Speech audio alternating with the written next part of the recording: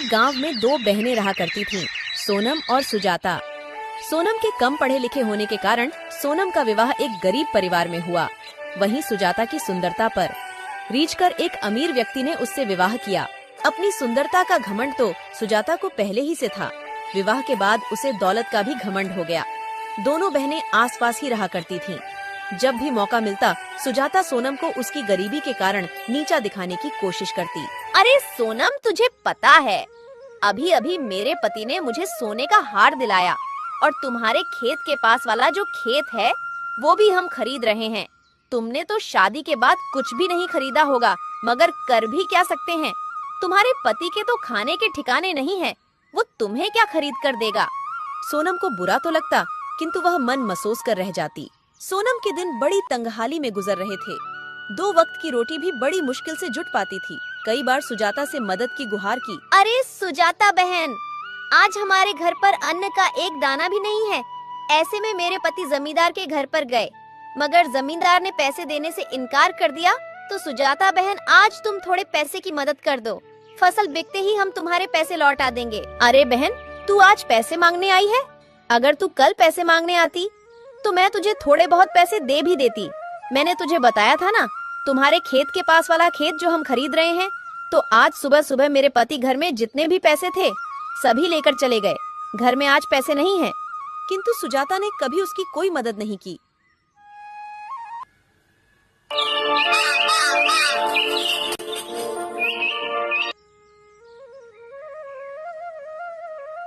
एक दिन सोनम ने सोचा, सुजाता ने भी पैसे देने से इनकार कर दिया। अब मैं क्या करूं? एक काम करती हूं, मैं मेरे बड़े भैया के घर जाकर उनसे पैसे मांगती हूं। वो मुझे पैसे देने से मना नहीं करेंगे।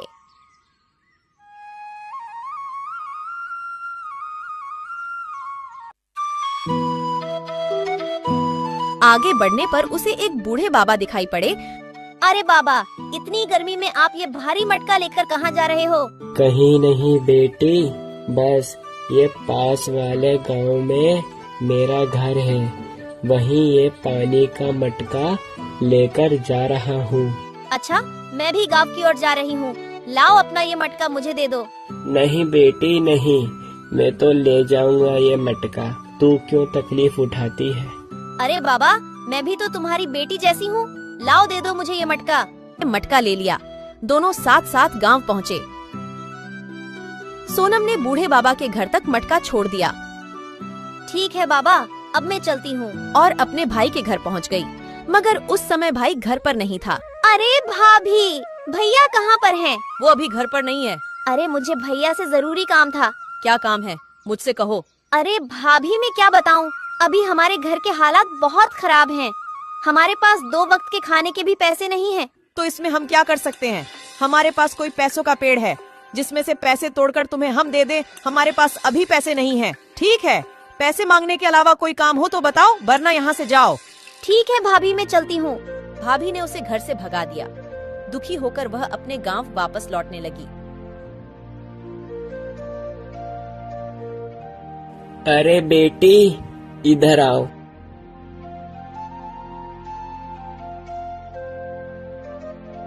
अरे बेटी, तो इस गांव में किसके घर आई थी?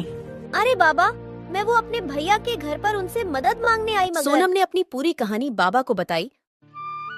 बेटी ले, तू इन तीनों घड़ों में से एक घड़ा ले ले। क्यों बाबा? अरे बेटी, तू इतनी दूर से पैदल चलकर आई है और पैदल ही चलकर तुझे जाना है। बेटी, अगर तुझे रास्ते में भूख लगे तो ये घड़े के अंदर लड्डू है, तू वो लड्डू खा लेना बेटी। नहीं बाबा, मुझे नहीं चाहिए। आपने मुझसे पूछा, वो ही बहुत है। अरे बेटी, ले लो, तू भी तो मेरी बेटी जैसी है। फिर बाबा के बार बार कहने से सोनम वो घड़ा बाबा से ले लेती है। बाबा, अब मैं चलती हूँ, वरना मुझे घर पहुँचते पहुँचते शाम हो जाएगी। और फिर अपने घर की ओर जाने लगती है।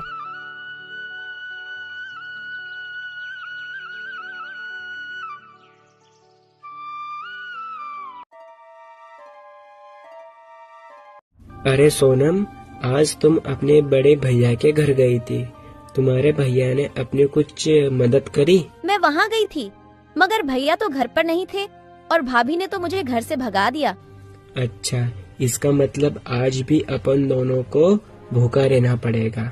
नहीं, आज हमें भूखा नहीं रहना पड़ेगा। मतलब पैसे मिले क्या? अरे नहीं, मैं जब भैया के घर से वापस लौट रही थी तब मुझे रास्ते में बाबा मिले और वो बाबा ने मुझे एक लड्डू से भरा घड़ा दिया कि रास्ते में भूख लगे तो खा लेना, मगर मैंने वो लड्डू नहीं खाए। क्या? ये तो बहुत अच्छी बात है। जाओ फटाफट से तुम वो लड्डू ले आओ, अपन दोनों खाएंगे। आज मैंने सुबह से कुछ नहीं खाया। रुको, मैं अभी लेकर आती हूँ। और जैसी ही सोनम घड़े को खोलकर देखती है तो वो चौंक जाती है। अरे बाप रे, सोने की मोहरे, वो भी इतनी सारी। अरे क्या हुआ?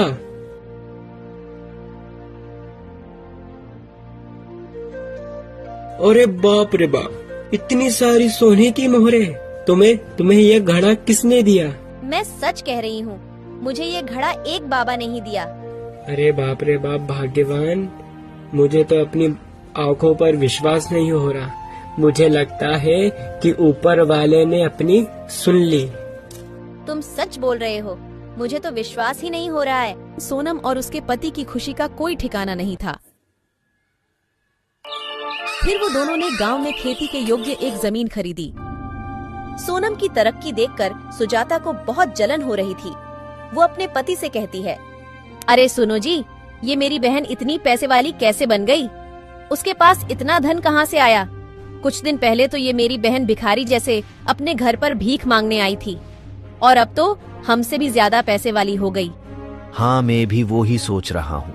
पहले तुम्हारी बहन का पति लोगों के खेत में दिहाड़ी से काम करता था और एकदम से इतना पैसा कहाँ से आया? मगर अभी कुछ दिन पहले मैंने तुम्हारी बहन को तुम्हारे भाई के घर की ओर जाते देखा था। क्या, भैया के घर की ओर? हाँ, मुझे तो लगता है भैया के घर से ही इतनी सारी धन दौलत लेकर आई होगी। मगर तुम्हारा भाई कैसा है जो सारा धन तुम्हारी छोटी बहन को ही दे दिया? उसकी बहन तुम भी तो हो ना। भाई के लिए तो दोनों बहन सामान्य हैं, तो फिर दोनों बहनों को बराबर का हिस्सा देना चाहिए। तुम बिल्कुल ठीक बोल रहे हो। भैया की संपत्ति पर जितना उसका अधिकार उतना ही मेरा अधिकार है। अपन कल सुबह ही मेरे भाई के घर चलेंगे।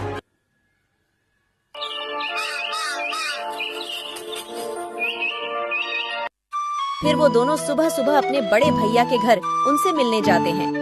उन्हें भी रास्ते पर वही बाबा दिखाई पड़ते हैं।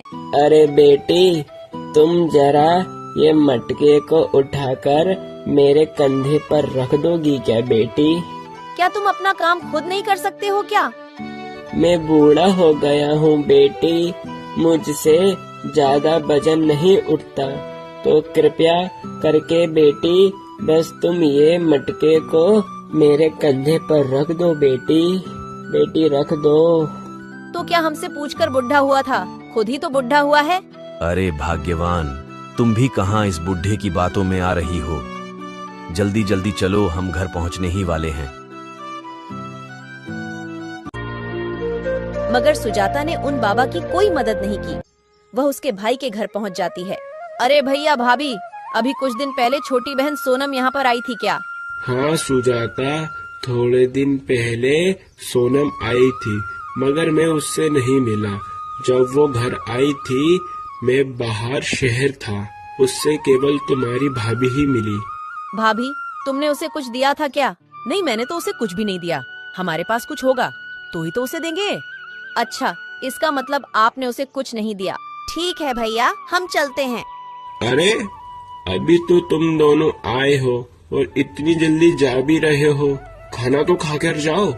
नहीं, हम यहाँ से निकल रहे थे तो हमने सोचा कि भैया से मिलते हैं। ठीक है, हम चलते हैं।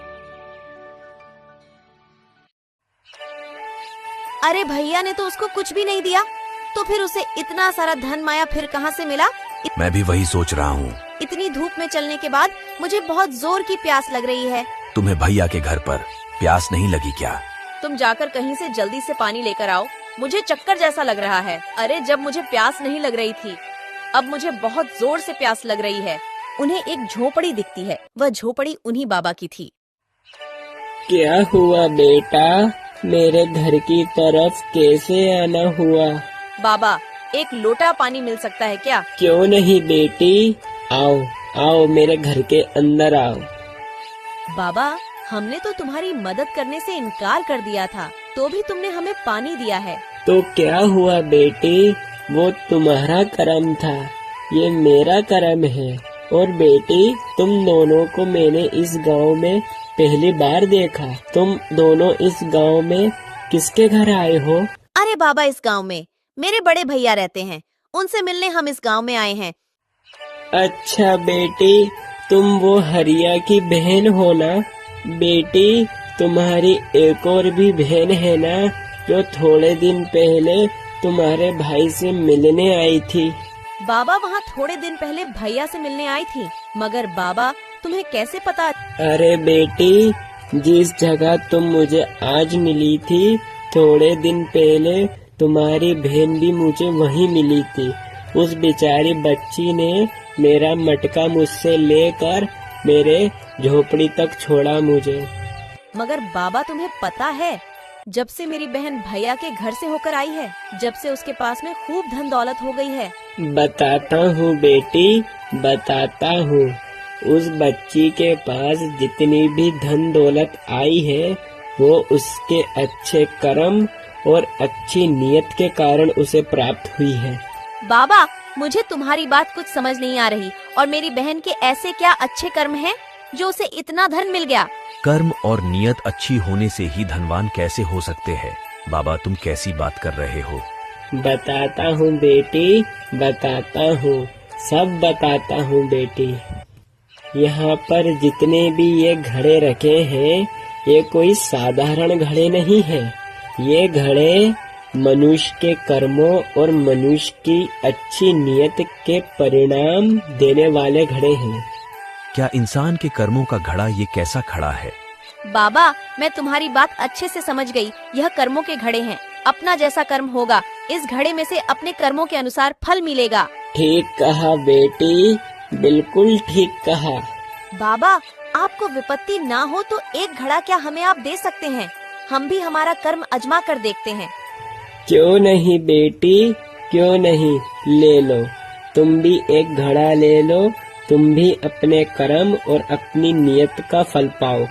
सुजाता को भी बाबा ने एक घड़ा दे दिया और वो दोनों वहाँ से चले जाते हैं। फिर रात के समय जैसे ही वो घड़ा खोलते हैं, उनके घड़े में से बहुत सारे कीड़े निकलने लगते हैं। बाप रे बाप, अपने घड़े में से तो कीड़े निकले। पर क्या गलत निकला? अपने कर्मों के हिसाब से अपन को ये बिल्कुल सही मिला है। अपन बहुत लालची थे। तुम्हारी बहन बेचारी इतनी मजबूरी की मारी अपने पास कुछ पैसे की मदद मांगने आई थी, लेकिन अपन ने उसकी मदद नहीं करी। कर्म ऐसे करने के बाद अपन अच्छे फल के परिणाम की अपेक्षा कैसे कर सकते हैं? तुमने बिल्कुल ठीक कहा। मुझे अपने पैसे का बहुत घमंड था। मैंने मेरी बेचारी बहन की मजबूरी नहीं समझी। मैं कैसे भी करके बस अपनी अमीरी से उसे नीचा दिखाती। सुजाता और उसके पति को अपनी गलती का बहुत पछतावा हो रहा था।